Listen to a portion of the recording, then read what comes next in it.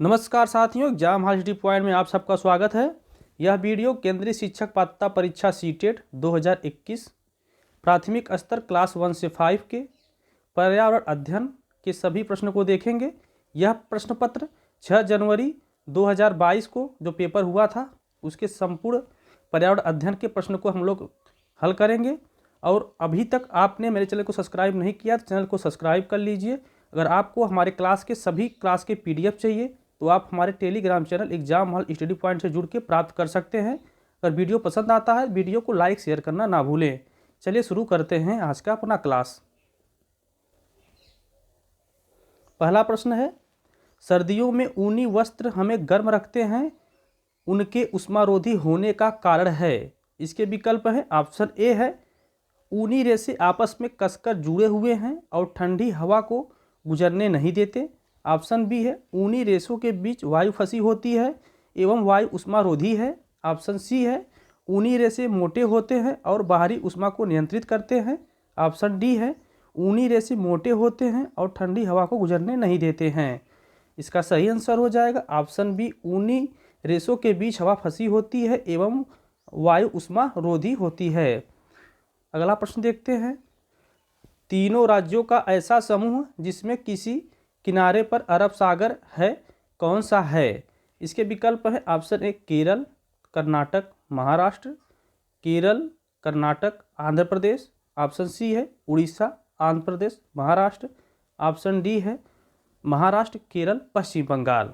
अब इसमें देख लेते हैं। अगर जो ये भारत का मैप है, भारत के मैप में यहाँ पे बसा हुआ है महाराष्ट्र, महाराष्ट्र के नीचे कर्नाटक, कर्नाटक के नीचे यहाँ पे केरल।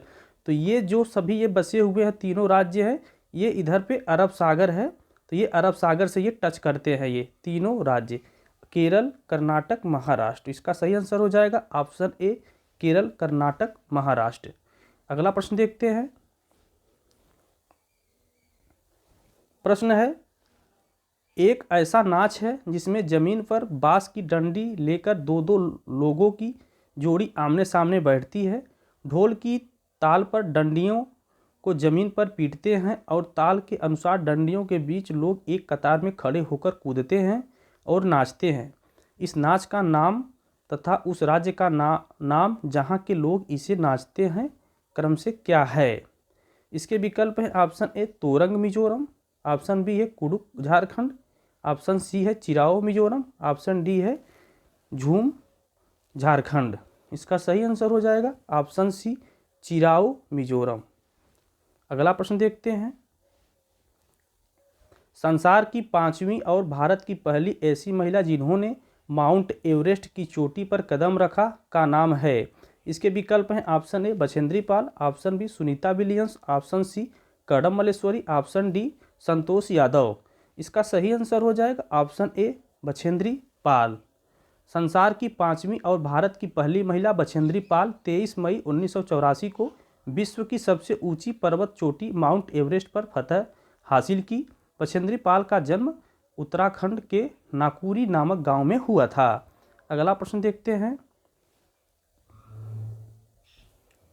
अगला प्रश्न है, प्रसिद्ध भारतीय त्योहारों होली और दीपावली के विषय में नीचे दिए गए कथनों में से सही कथन को चुनिए।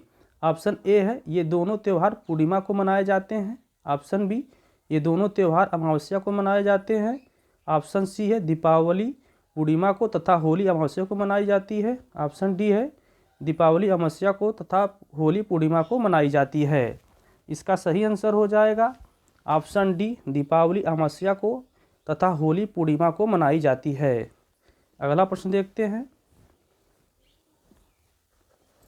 अगला प्रश्न है, रेगिस्तानी ओक के विषय में नीचे दिए गए कथनों पर विचार कीजिए। इसका पहला विकल्प है ऑप्शन ए, यह वृक्ष लगभग किसी सामान्य कक्षा के कमरे की ऊंचाई की दीवार की ऊंचाई तक बढ़ता है। ऑप्शन बी है, यह वृक्ष अबू धाबी में पाया जाता है। ऑप्शन सी है, इस वृक्ष के तने में जल एकत्र होता है, स्थानीय लोगों को जब आवश्यकता होती है तो पाइप से निकालकर पीते हैं। ऑप्शन डी है, इस वृक्ष की जड़ें वृक्ष की ऊंचाई की लगभग 30 गुनी गहराई तक नीचे जमीन में भीतर जाती हैं जब तक कि जल तक न पहुंच जाएं। अगला विकल्प देखते हैं।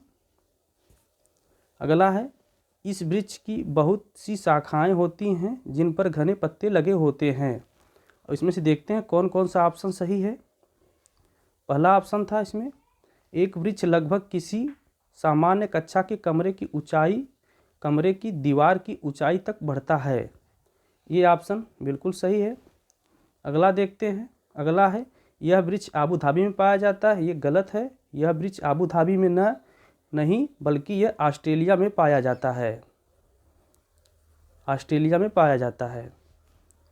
अगला है, इस वृक्ष के तने में जल एकत्र होता है। स्थानीय लोगों को जब आवश्यकता होती है तो पाइप से जल निकालकर पीते हैं।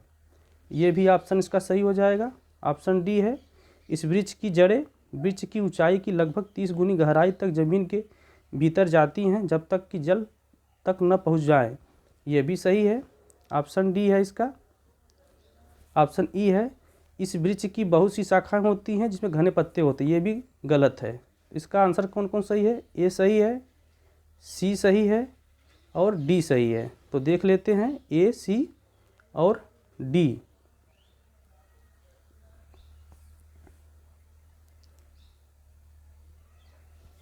इसमें ऑप्शन गलत दिया गया है। ए, सी और डी कर देते हैं तो इसका सही आंसर हो जाएगा ऑप्शन ए, सी और डी। अगला प्रश्न देखते हैं।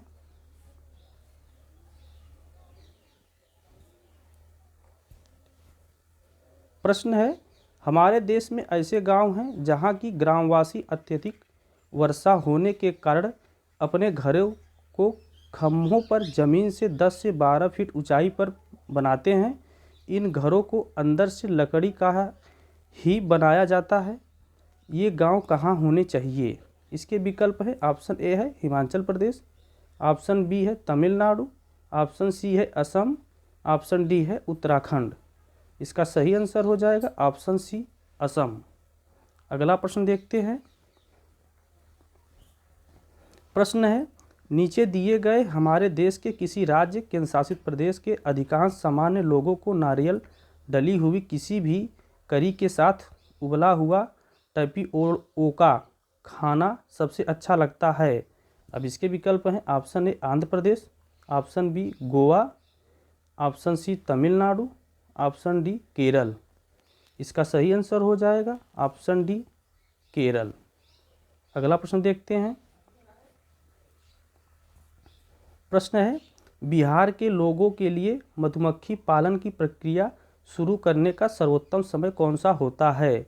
इसके विकल्प हैं, ऑप्शन ए अक्टूबर से दिसंबर, ऑप्शन बी जुलाई से सितंबर, ऑप्शन सी अप्रैल से अगस्त, ऑप्शन डी जनवरी से मार्च। इसका सही आंसर हो जाएगा ऑप्शन ए अक्टूबर से दिसंबर। अगला प्रश्न है, उस खेत की मृदा के विषय में विचार कीजिए जिसमें कोई किसान रासायनिक उर्वरकों और कीटनाशकों का अधिकाधिक प्रयोग करके अपने खेतों में बार बार धान की फसल उगा रहा है। आपके विचार से उसके इस व्यवहार से उसके खेती की मृदा, इसके ऑप्शन है, ऑप्शन ए अन्य फसलों के लिए अधिक उपजाऊ हो जाएगी, ऑप्शन बी केवल धान की फसल के लिए उपयुक्त बनेगी, ऑप्शन सी वर्ष में कई फसलों के लिए अधिक उपयुक्त बनेगी, ऑप्शन डी कुछ समय पश्चात बंजर हो जाएगी। इसका ऑप्शन सही हो जाएगा ऑप्शन डी कुछ समय पश्चात बंजर हो जाएगी। अगला प्रश्न देखते हैं। अगला प्रश्न है, पर्यावरण अध्ययन में गृहचार्य अभिविन्यासों का उद्देश्य है? इसके विकल्प हैं, ऑप्शन ए पुनरावृत्ति एवं सुदृढ़ीकरण, ऑप्शन बी घर पर समय का सदुपयोग, ऑप्शन सी विद्यालय में तीखी संकल्पनाओं में दक्षता, ऑप्शन डी सीखने का विस्तार। इसका सही आंसर हो जाएगा ऑप्शन डी सीखने का विस्तार। अगला प्रश्न देखते हैं। प्रश्न है, शीला ने क्लास 3 के विद्यार्थियों को पढ़ाने के लिए उप प्रकरण पशु लिया है। निम्न में कौन से प्रकरण उनकी अधिनियम के विस्तार के लिए लाभदायी होंगे? इसके ऑप्शन है, ऑप्शन ए है किसी कविता से स्थानिक पशुओं के नाम का उच्चारण करना, ऑप्शन बी है किसी प्राणी उद्यान के पशुओं तथा स्थानिक पशुओं के चित्रों को देखना, ऑप्शन सी है प्राणी उद्यानों में पशुओं जानवरों को देखना, ऑप्शन डी है पशुओं के चित्रों की कट आउट देखना। इसका सही आंसर हो जाएगा ऑप्शन सी प्राणी उद्यानों में पशुओं जानवरों को देखना। अगला प्रश्न देखते हैं। अगला प्रश्न है जल से संबंधित त्योहारों को समुदायों द्वारा मनाने को ज्ञात करने के लिए सर्वाधिक उपयुक्त युक्ति कौन सी है। इसके विकल्प हैं ऑप्शन ए सहपाठी द्वारा सीखना, ऑप्शन बी समुदायों को त्योहारों के वीडियो देखना, ऑप्शन सी परिवार तथा समुदाय में बुजुर्गों से बातचीत करना, ऑप्शन डी है शिक्षक से चर्चा करना। इसका सही आंसर हो जाएगा ऑप्शन सी परिवार तथा समुदाय में बुजुर्गों से बातचीत करना। अगला प्रश्न देखते हैं। प्रश्न है क्लास 1 तथा 2 में पर्यावरण अध्ययन की कोई पाठ्य पुस्तक क्यों नहीं है। इसके विकल्प हैं ऑप्शन ए पर्यावरण अध्ययन की प्रक्रिया कौशल शिक्षक की हैंडबुक में सुझाए गए खेलों द्वारा पढ़ाए जाते हैं, ऑप्शन बी पर्यावरण अध्ययन की महत्वपूर्ण संकल्पनाएं शिक्षकों द्वारा संचालित पारस्परिक क्रियाकलापों द्वारा पढ़ाए जाते हैं, ऑप्शन सी पर्यावरण अध्ययन से संबंधित संकल्पनाएं और कौशल भाषा तथा गणित के द्वारा सिखाए जाते हैं, ऑप्शन डी है पर्यावरण अध्ययन से संबंधित संकल्पनाएं और कौशल भाषा शिक्षण द्वारा सिखाए जाते हैं। इसका सही आंसर हो जाएगा ऑप्शन सी पर्यावरण अध्ययन से संबंधित संकल्पनाएं और कौशल भाषा तथा गणित के द्वारा सिखाए जाते हैं। अगला प्रश्न देखते हैं। अगला प्रश्न है निम्न में से कौन सामाजिक सांस्कृतिक वातावरण का उदाहरण है। इसके विकल्प हैं ऑप्शन ए जल, ऑप्शन बी जंगल, ऑप्शन सी स्मारक, ऑप्शन डी समुदाय। इसका सही आंसर हो जाएगा ऑप्शन डी समुदाय। अगला प्रश्न देखते हैं। प्रश्न है पर्यावरण अध्ययन की संकल्पनाओं को प्राथमिक स्तर पर प्रस्तुत करने का उपागम ऐसा है कि विद्यार्थियों को भोजन, आश्रय इत्यादि के विषय में ज्ञात करने के लिए अपने परिवार और समुदाय के सदस्यों से परामर्श लेना पड़ता है। इसका कारण है। इसके विकल्प है ऑप्शन ए विद्यार्थी अपने परिवार और समुदाय के सदस्यों के निकट है, ऑप्शन बी परिवार और समुदाय भोजन, आश्रय इत्यादि से संबंध में अधिक जानकारी रखते हैं, ऑप्शन सी अधिगम का प्राथमिक स्रोत विद्यार्थियों की सामाजिक सांस्कृतिक पृष्ठभूमि है, ऑप्शन डी है पियाजे के मनोवैज्ञानिक नियम सीखने की सामाजिक अन्योन्य क्रियाओं पर आधारित है। तो इसका सही आंसर हो जाएगा ऑप्शन बी अधिगम का प्राथमिक स्रोत विद्यार्थियों की सामाजिक सांस्कृतिक पृष्ठभूमि है। अगला प्रश्न देखते हैं। अगला प्रश्न है संज्ञानात्मक बाधित विद्यार्थियों को पर्यावरण अध्ययन पढ़ाने की कौन सी युक्ति सर्वाधिक उपयुक्त है। इसके विकल्प हैं क्लास में मिश्रित सहपाठी समूह बनाए, ऑप्शन बी पढ़ाने के लिए श्रव्य पाठों का अधिक विकास करें, ऑप्शन सी कार्यों को भागों में बांटें और पृथक रूप से भागों को पूरा करें, ऑप्शन डी स्पर्शी शिक्षण अधिगम सामग्रियों का अधिक उपयोग करें। इसका सही आंसर हो जाएगा ऑप्शन सी कार्यों को भागों में बांटें और पृथक रूप से भागों को पूरा करें। अगला प्रश्न देखते हैं। प्रश्न है सतत एवं समग्र मूल्यांकन में समग्र शब्द संबंधित है। इसके विकल्प है ऑप्शन ए संज्ञानात्मक स्तर से, ऑप्शन बी सहपाठ चर्चा क्रियाकलाप से, ऑप्शन सी समग्र विकास से, ऑप्शन डी शैक्षिक क्षेत्र से। इसका सही आंसर हो जाएगा ऑप्शन सी समग्र विकास से। अगला प्रश्न देखते हैं। प्रश्न है पर्यावरण अध्ययन के सीखने के आकलन का एक उदाहरण कौन सा है।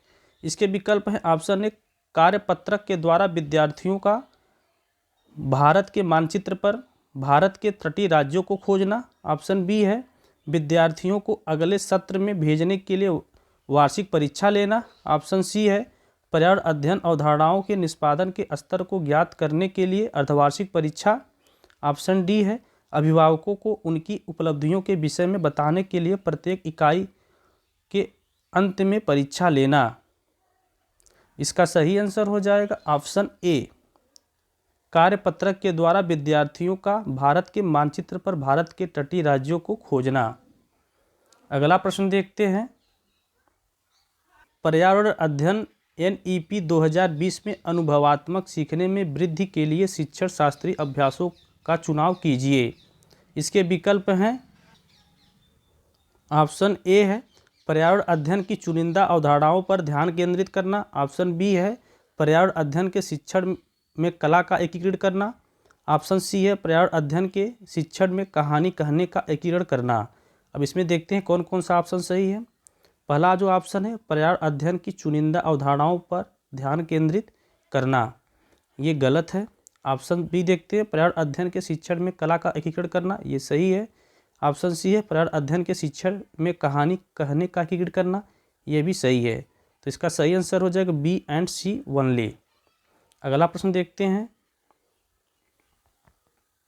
प्रश्न है, एक प्राणी उद्यान में जाने पर पर्यावरण अध्ययन की शिक्षिका ने अपने विद्यार्थियों से प्राणी उद्यान के जानवरों की खाने की आदतों, उनके देश, बाहरी लक्षणों जैसे आकार, रंग, बाल इत्यादि को खोजने के लिए कहा।